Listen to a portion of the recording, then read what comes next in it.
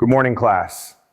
Before we talk about Marx and why he's actually right, let me tell you about someone else, Edward Bernays, okay? He was Freud's nephew, and in the 1920s, he invented something that controls your life today. He didn't invent a product, he invented desire itself.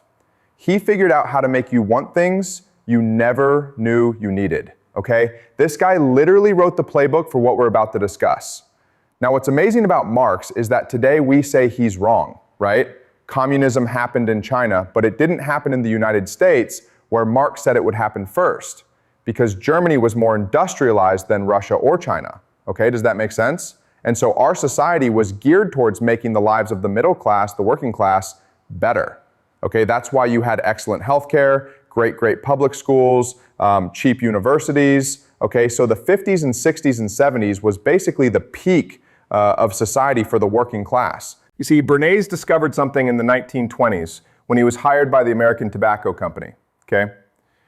Women didn't smoke in public. It was taboo. So did he advertise that cigarettes taste good? No.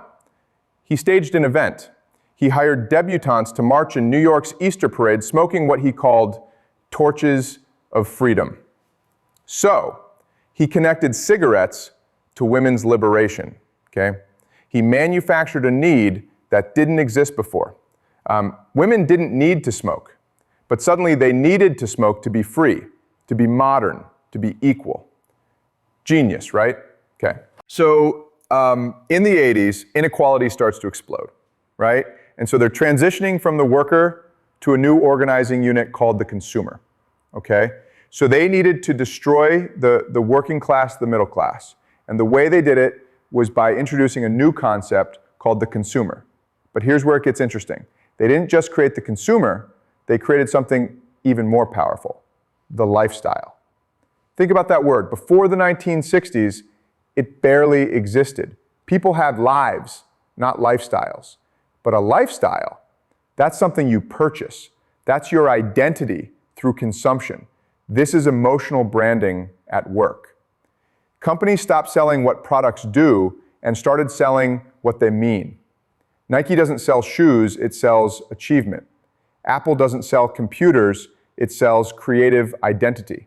They're hijacking your identity, making you believe you are what you buy, okay? So in the 50s, 60s, and 70s, the government promised you a good job. If you were a member of a society, if you were a citizen, I promise you a good job that you would have for the rest of your life, okay? So in the 80s, the government said, I promise you that you have low prices and a wide selection of goods, okay? Does that make sense? All right, so this sounds like a subtle shift going from the worker to the consumer, okay, but what this meant was a revolution in society, a revolution in politics.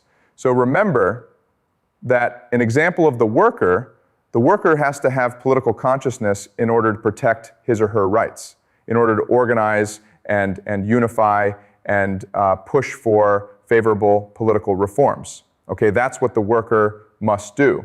Okay, but now let's think about the mentality of the consumer. And to do this, let's do another thought experiment. And the thought experiment is this. Imagine tomorrow morning, everyone in this school wakes up with exactly the same thing, a brand new luxury car in the parking lot.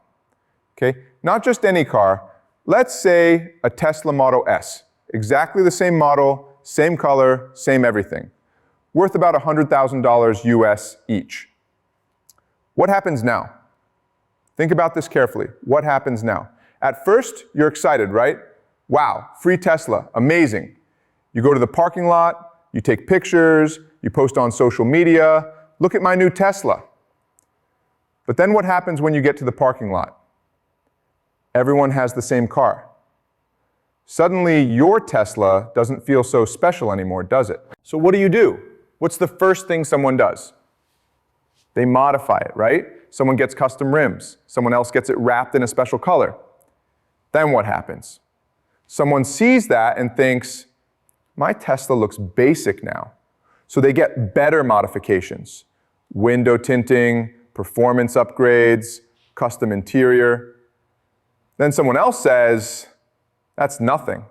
And they trade their Tesla in, add money, and upgrade to a Lamborghini. Post it on social media, of course. Now what happens? Everyone sees this on WeChat, on Instagram. Suddenly, your free Tesla, this incredible gift worth $100,000, feels like garbage. You feel poor with your free luxury car. Can you imagine? A free Tesla makes you feel poor. So what do? You take out a loan. You upgrade too. Maybe a Porsche, maybe a Ferrari. But here's the thing. Where does it end? Someone gets a Ferrari, someone else gets a McLaren. Someone gets a McLaren, someone else gets a private jet. You think I'm joking? This is exactly how it works. The competition never stops. There's always someone with something better. And social media, make sure you see it every single day. This is manufactured need in action. Edward Bernays understood that you don't sell products, you sell status, you sell identity, you sell emotion. The Tesla was perfect, free, luxurious, high-tech. But the moment everyone has it, it becomes worthless. Not because the car changed. The car is exactly the same. But because its social meaning changed. Its status value evaporated. So that's consumerism. This is what consumerism is. Consumerism creates a competition in society for prestige, okay, to see who can post the nicest social media pictures. This leads to the individualization or the atomization of you. Okay, in other words, you are now unable to act together. You don't want to organize. You don't want to act in solidarity. Okay? And ultimately, this means that you develop economic logic. Okay? And what is economic logic? It's to see the world only through the lens of capital. Okay? Does it make sense? So when you see someone and you might like, okay, well, do I want to date this person? You don't ask, oh, is this person a nice person? You ask yourself, how much money does this person have? Okay, you understand? You use economic logic in order to understand the world and to reason and analyze the world. Let me give you more examples of manufactured needs. Do you need a new iPhone every year? No, your old one works perfectly fine. But Apple creates this artificial obsolescence, right? They slow down your old phone. They make you feel outdated. Do you need Starbucks coffee? No, coffee is coffee.